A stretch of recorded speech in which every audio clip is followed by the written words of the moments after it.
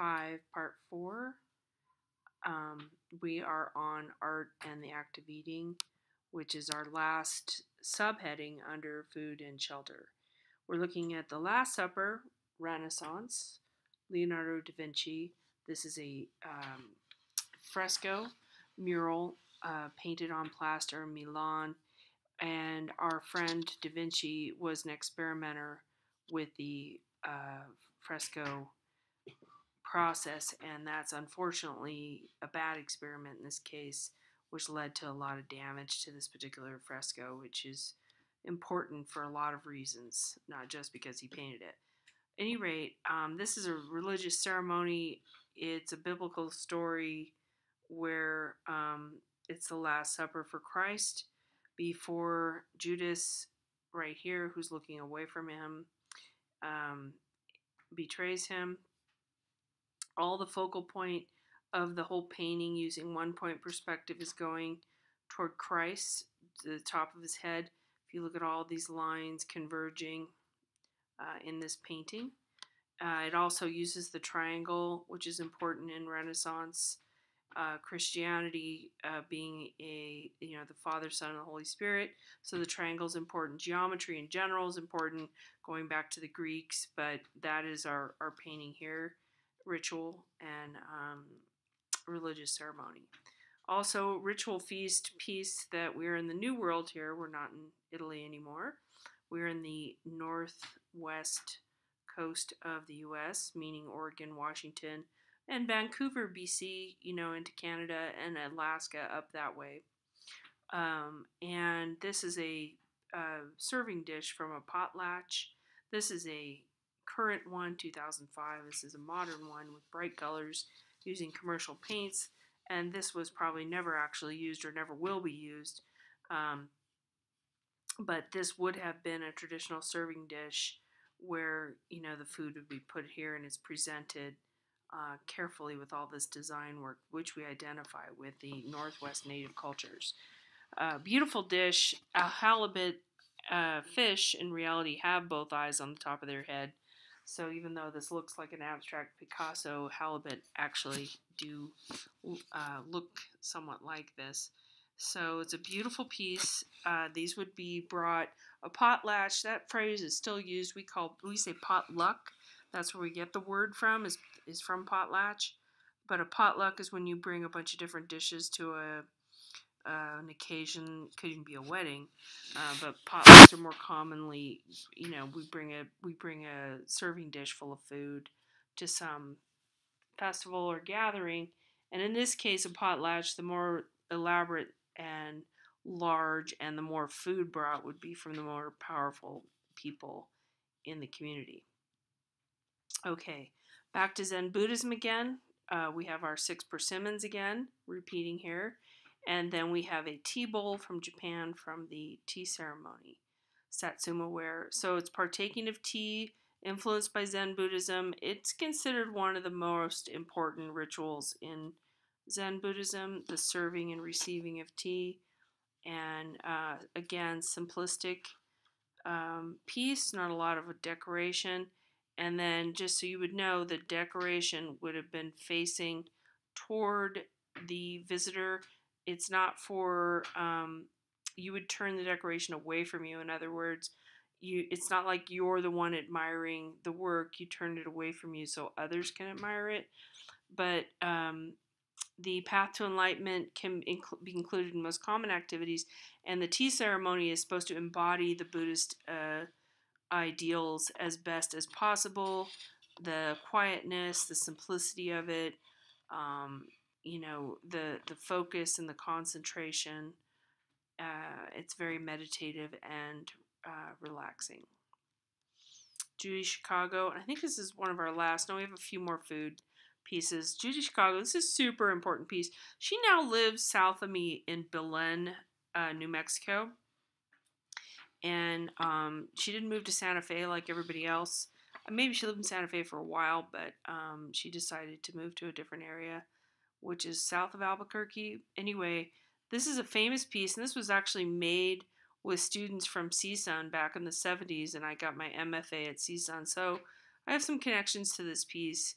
Also, since I went to school in the 80s and 90s and 2000s, this got mentioned a lot because it was written about quite a significant amount as a very heavy feminist piece.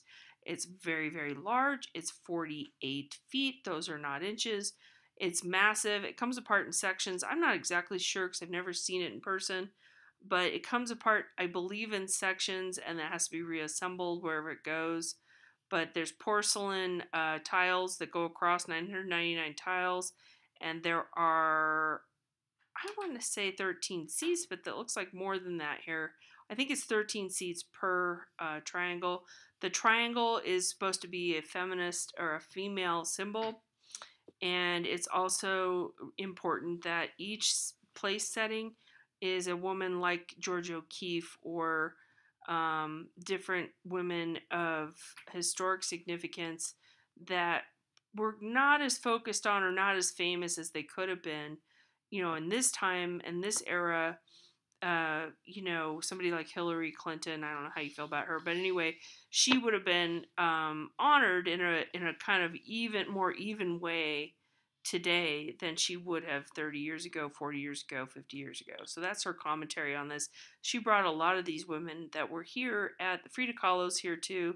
Somewhere there's a bunch of famous women, but they were not that famous before she made this piece. That's what I'm trying to say. And it's an imaginary meal. There's textiles here. There's needlework. There's ceramics. So it's also the Last Supper, Leonardo's Last Supper, reinterpreted in a feminist way. This is Dwayne Hansen, and perhaps you recognize this work.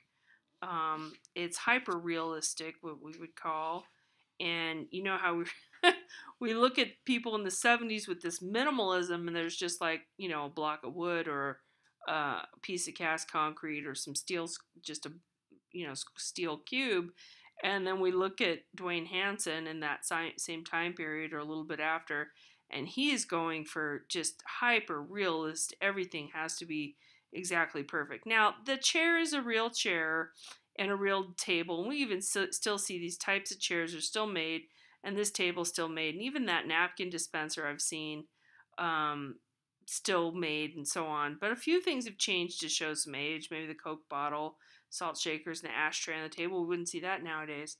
But for the most part, we couldn't really perhaps guess the time and the era of this piece, and the way it works is, and they're real clothing on these figures that are made out of polyester. They're made out of like film industry, meaning like special effects. When you see somebody get their head cut off in a movie, that's made out of a mold of that actor's face. And so he used the same kind of resin, the same kind of material to make his sculptures. And that's how these exist in this era, modern era, because the materials were available to him. Now, there's one of these in the Palm Springs Museum. I won't give it away if you haven't noticed it yet, but often I even actually started talking to a standing one time because they're so realistic. The museum, anything gathers dust over time. The museum has to sort of unclothe these people, wash this stuff, clean all this stuff, and put it back together because it's all real items except for, of course, the figures themselves and the food. But here we are with a realistic looking food, interchange, slice of life, reality, what it really looks like. A little messy, a little bit just, not perfection in the figures, just real people. Okay, our last food piece. Oh my gosh, and this is something you could talk about for hours and hours. And there's a really great Art 21 video on Jane and Tony, and I used to load it in the course, but there were some issues with that particular episode. It didn't load well, and so anyway, I need to look back into that. But really tremendously important artist, Jane and Tony, 1992. This is another feminist critique. Now, this is almost 20 years later from Judy Chicago's piece, or at least 20 years from the idea of when she started making it.